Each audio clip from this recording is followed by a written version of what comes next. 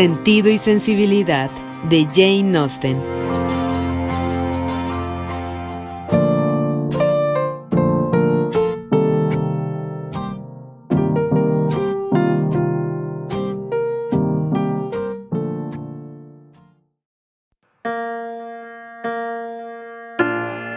La señora Dashwood no dejó de conmoverse al escuchar la reivindicación de su antiguo favorito. Se alegró al verlo absuelto de parte de las culpas que se le imputaban. Le tenía lástima, deseaba que fuera feliz, pero no se podía hacer revivir los sentimientos del pasado. Nada podía restituirlo con su palabra intacta y un carácter sin tacha ante Marianne.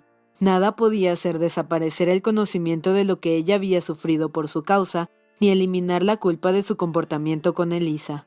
Nada podía devolverle entonces el lugar que había ocupado en el afecto de la señora Dashwood, ni perjudicar los intereses del coronel Brandon.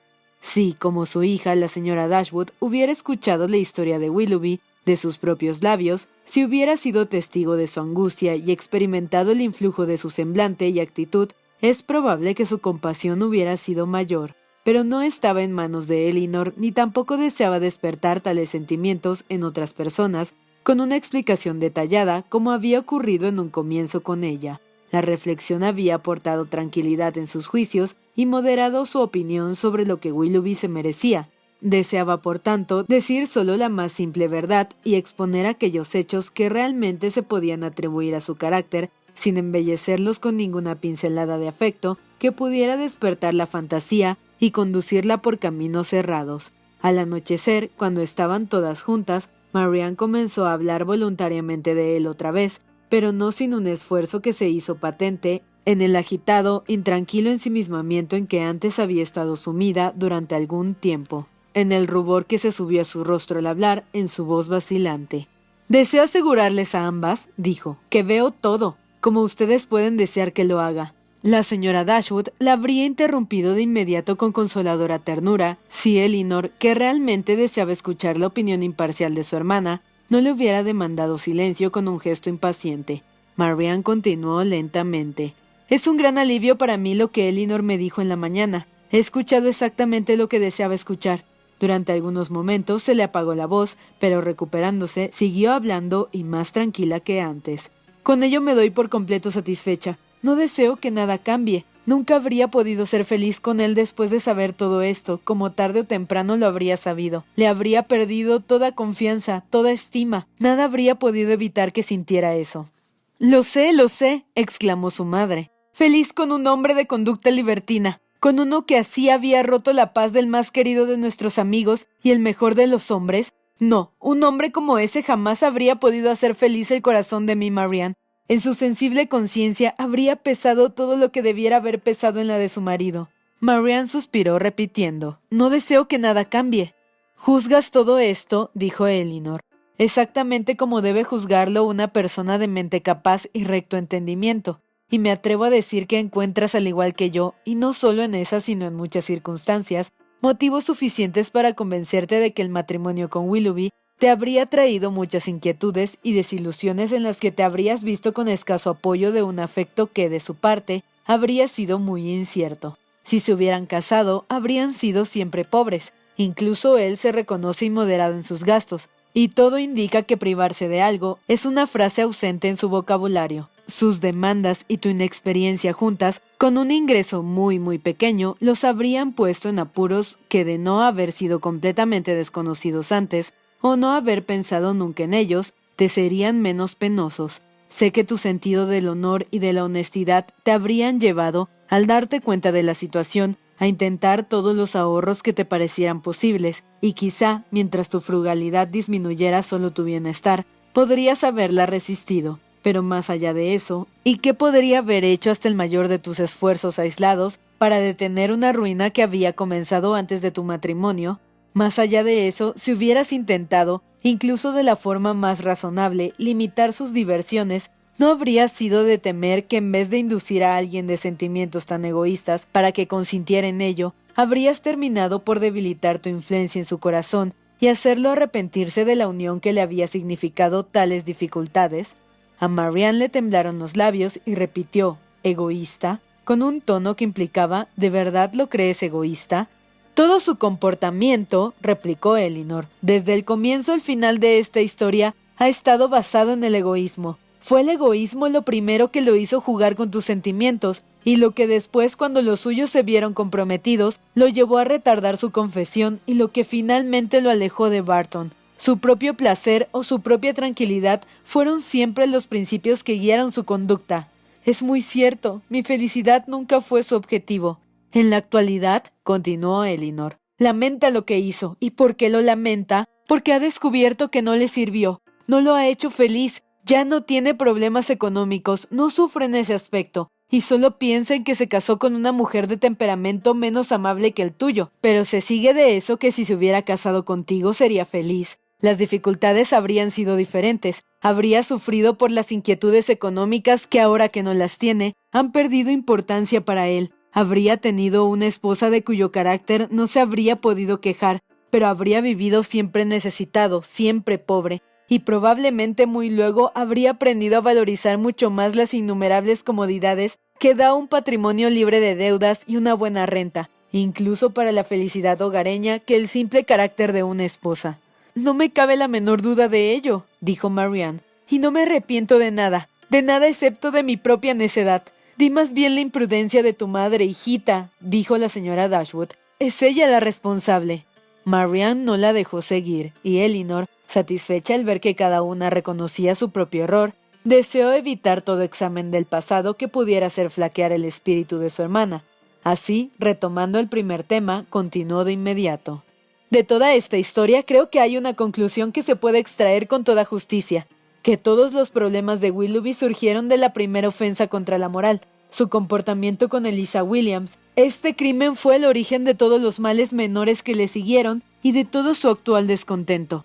Marianne asintió de todo corazón a esta observación, y su madre reaccionó a ella con una enumeración de los perjuicios infligidos al coronel Brandon y de sus méritos, en la cual había todo el entusiasmo capaz de originarse en la fusión de la amistad y el interés. Su hija, sin embargo, no pareció haberle prestado demasiada atención.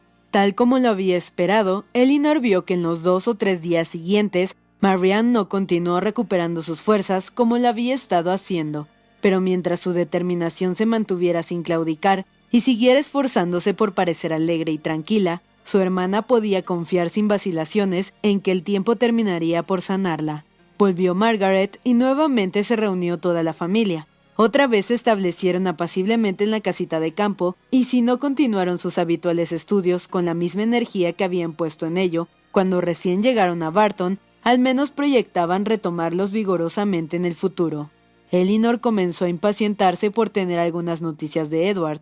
No había sabido nada de él desde su partida de Londres, nada nuevo sobre sus planes, incluso nada seguro sobre su actual lugar de residencia. Se habían escrito algunas cartas con su hermano a causa de la enfermedad de Margaret, y en la primera de John venía esta frase: «No sabemos nada de nuestro infortunado Edward, y nada podemos averiguar sobre un tema tan vedado, pero lo creemos todavía en Oxford». Esa fue toda la información sobre Edward que le proporcionó la correspondencia, porque en ninguna de las cartas siguientes se mencionaba su nombre. No estaba condenada, sin embargo, a permanecer demasiado tiempo en la ignorancia de sus planes. Una mañana habían enviado a su criado a Exeter con un encargo, y a su vuelta, mientras servía a la mesa, respondía a las preguntas de su ama sobre los resultados de su cometido. Entre sus informes ofreció voluntariamente el siguiente: «Supongo que sabe, señora, que el señor Ferrars se ha casado». Marianne tuvo un violento sobresalto, clavó su mirada en Elinor, la vio ponerse pálida y se dejó caer en la silla presa del histerismo. La señora Dashwood, cuyos ojos habían seguido intuitivamente la misma dirección mientras respondía a la pregunta del criado, sintió un fuerte impacto al advertir por semblante de Elinor la magnitud de su dolor, y un momento después, igualmente angustiada por la situación de Marianne, no supo a cuál de sus hijas prestar atención primero. Advirtiendo tan solo que la señorita Marianne parecía enferma, el criado fue lo bastante sensato para llamar a una de las doncellas, la cual la condujo a otra habitación ayudada por la señora Dashwood. Para ese entonces, Marianne ya estaba mejor, y su madre, dejándola al cuidado de Margaret y de la doncella, volvió donde Elinor, que aunque todavía se encontraba muy descompuesta, había recuperado el uso de la razón y de la voz lo suficiente para haber comenzado a interrogar a Thomas sobre la fuente de su información. La señora Dashwood se hizo de inmediato cargo de esta tarea y Elinor pudo beneficiarse de la información sin el esfuerzo de tener que ir tras ella. ¿Quién le dijo que el señor Ferrars se ha casado, Thomas? Con mis propios ojos vi al señor Ferrars, señora, esta mañana en Exeter, y también a su señora, la que fue señorita Steele. Estaban ahí parados frente a la puerta de la posada New London en su coche, cuando yo fui con un mensaje de Sally, la de la finca, a su hermano, que es uno de los postillones. Justo miré hacia arriba cuando pasaba al lado del coche, y así vi de frente que era la más joven de la señorita Steele, así que me saqué el sombrero, y ella me reconoció y me llamó, y preguntó por usted, señora, y por las señoritas, especialmente la señorita Marianne, y me encargó que le enviara sus respetos y los del señor Ferrars, sus mayores respetos y atenciones, y les dijera cuánto sentía no tener tiempo para venir a visitarlas, pero tenían prisa en seguir porque todavía les faltaba un buen trecho por recorrer, pero de todas maneras a la vuelta se asegurarían de pasar a verlas.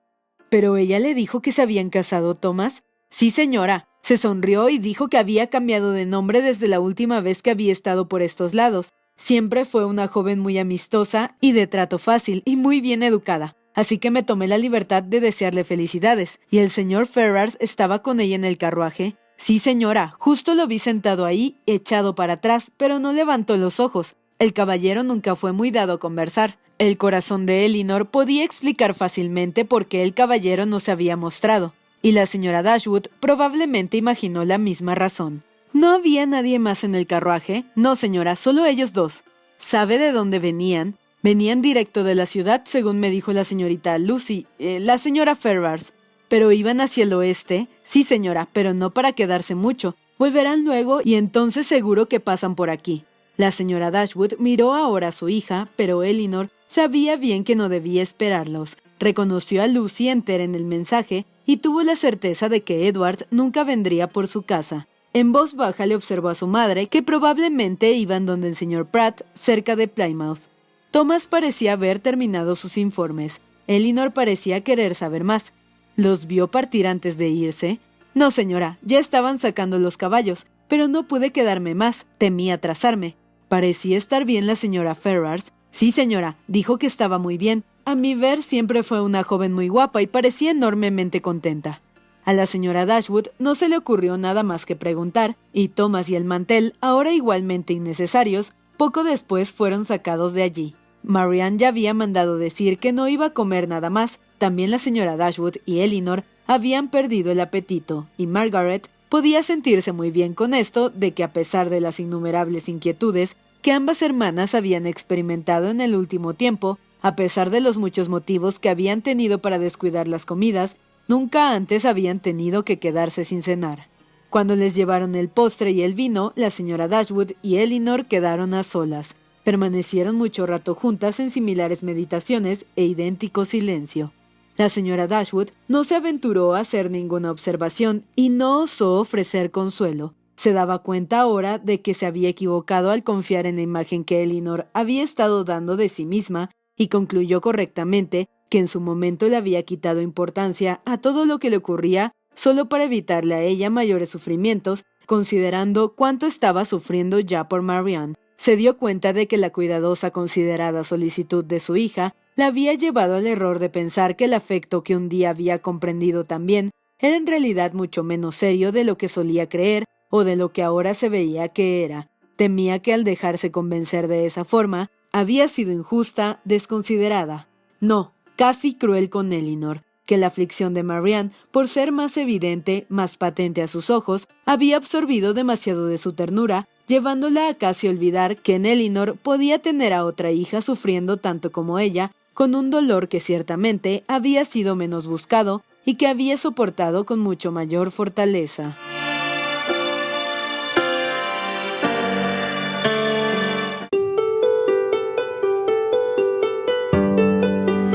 Elinor había descubierto la diferencia entre esperar que ocurriera un hecho desagradable, por muy seguro que se lo pudiera considerar, y la certeza misma. Había descubierto que mientras Edward seguía soltero, a pesar de sí misma, siempre le había dado cabida la esperanza de que algo iba a suceder que impediría su matrimonio con Lucy, que algo una decisión que él tomara, alguna intervención de amigos o una mejor oportunidad de establecerse para la dama surgiría para permitir la felicidad de todos ellos. Pero ahora se había casado y ella culpó a su propio corazón por esta recóndita tendencia a formarse ilusiones que hacía tanto más dolorosa la noticia. Al comienzo se sorprendió de que se hubiera casado tan luego, antes según se lo imaginaba de su ordenación, y por consiguiente antes de haber entrado en posesión del beneficio, pero no tardó en ver cuán probable era que Lucy, cautelando sus propios intereses y deseosa de tenerlo seguro lo antes posible, pasara por alto cualquier cosa menos el riesgo de la demora. Se habían casado, lo habían hecho en la ciudad y ahora se dirigían a toda prisa donde su tío. ¿Qué habría sentido Edward al estar a 4 millas de Barton, al ver al criado de su madre, al escuchar el mensaje de Lucy? Supuso que pronto se habría instalado en Delaford, allí donde tantas cosas conspiraban para interesarla, el lugar que quería conocer y también evitar. Tuvo la rápida imagen de ellos en la casa parroquial. Vio en Lucy la administradora activa, ingeniándoselas para equilibrar sus aspiraciones de elegancia con la máxima frugalidad y avergonzada de que se fuera a conocer ni la mitad de sus manejos económicos. En todo momento, con su propio interés en mente, procurándose la buena voluntad del coronel Brandon, de la señora Jennings y de cada uno de sus amigos pudientes. No sabía bien cómo veía a Edward ni cómo deseaba verlo, feliz o desdichado. Ni una de las dos posibilidades le alegraba. Alejó entonces de su mente toda imagen de él. Elinor se hacía ilusiones con que alguno de sus conocidos de Londres les escribiría anunciándoles el suceso y dándoles más detalles, pero pasaban los días sin traer cartas ni noticias. Aunque no estaba segura de que alguien pudiera ser culpado por ello, criticaba de alguna manera a cada uno de los amigos ausentes. Todos eran desconsiderados o indolentes. ¿Cuándo le escribirá al coronel Brandon, señora? Fue la pregunta que brotó de su impaciencia porque algo se hiciera al respecto. Le escribí la semana pasada, mi amor. Más bien espero verlo llegar a él en vez de noticias suyas. Le insistí que viniera a visitarnos y no me sorprendería verlo entrar hoy o mañana o cualquier día. Esto ya era algo en que poner las expectativas. El coronel Brandon debía tener alguna información que darles. No bien acababa de concluir tal cosa cuando la figura de un hombre a caballo atrajo su vista hacia la ventana. Se detuvo ante su reja. Era un caballero. Era el coronel en persona. Ahora sabrían más y tembló al imaginarlo. Pero no era el coronel Brandon. No tenía ni su porte ni su altura. Si fuera posible, diría que debía ser Edward. Volvió a mirar. Acababa de desmontar. No podía equivocarse. Era Edward. Se alejó y se sentó. Viene desde donde el señor Pratt a propósito para vernos. Tengo que estar tranquila. Tengo que comportarme dueña de mí misma. En un momento se dio cuenta de que también los otros habían advertido el error.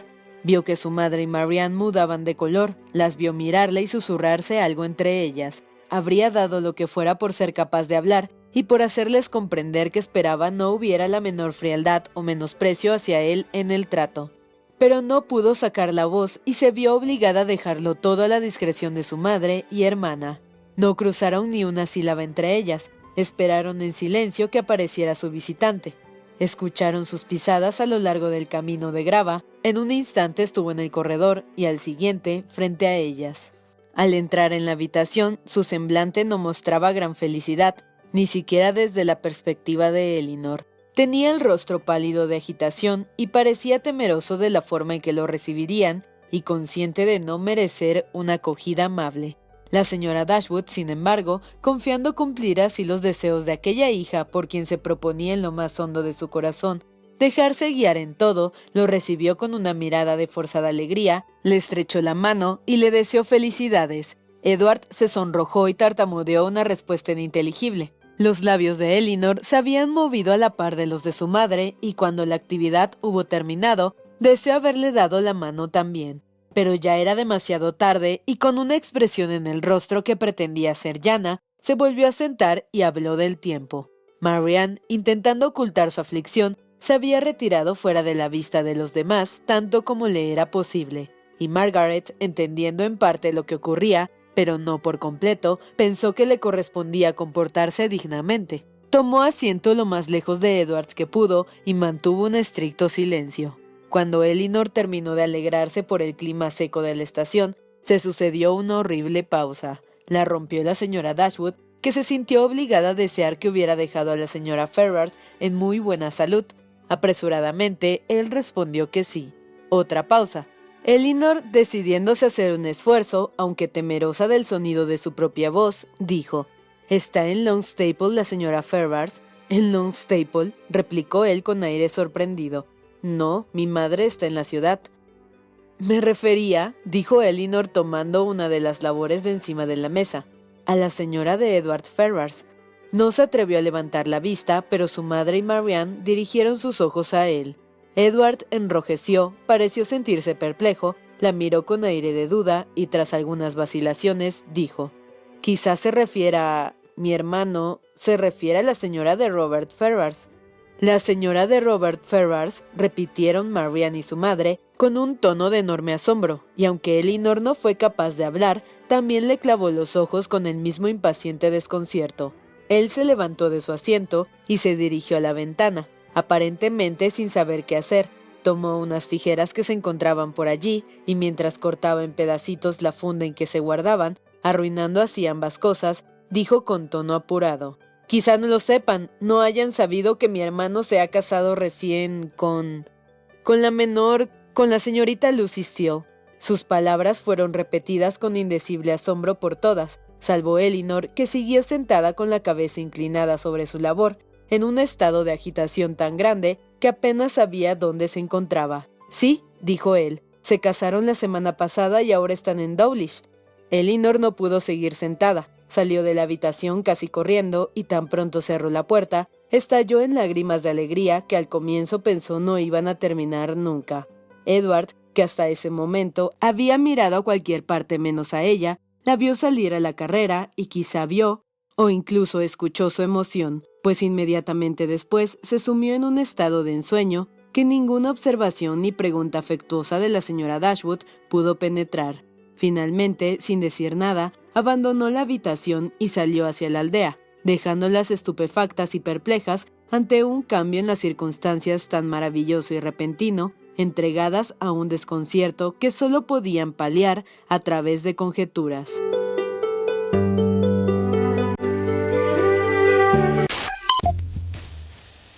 No te pierdas la continuación de esta historia. Capítulos todos los lunes, miércoles y viernes. ¡Suscríbete! El Cuentero, con historias para tus oídos.